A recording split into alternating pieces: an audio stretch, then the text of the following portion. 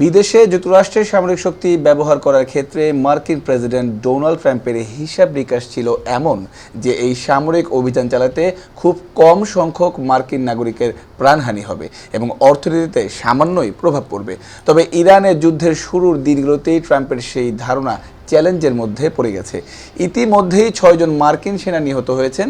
উপসাগরীয় অঞ্চলের মিত্র দেশগুলো হামলার মুখে পড়েছে। শেয়ারবাজার টালমাল হয়ে গেছে, গ্যাসের দাম বাড়ছে। ধারণা করা হচ্ছে যুক্তরাষ্ট্রের সামরিক বাহিনী প্রতিদিন লাখ লাখ ডলার খরচ করছে। ইরানের রাষ্ট্রীয় গণমাধ্যম ও স্থানীয় স্বাস্থ্য কর্মকর্তারা বলছেন, ইরানে মেয়েদের একটি প্রাথমিক বিদ্যালয়ে নির্বিচার বিমান হামলায় 175 জন নিহত হয়েছে। ট্রাম্প প্রশাসন বলছে এই হামলার জন্য কে দায়ী তা নিয়ে তারা তদন্ত করছে। খোদ মার্কিন তদন্তে ইঙ্গিত মিলেছে এই হামলার জন্য সম্ভবত যুক্তরাষ্ট্রই দায়ী। ইকরামুল স্বাধীন, নিউজ 21 ইন্টারন্যাশনাল ডেস্ক।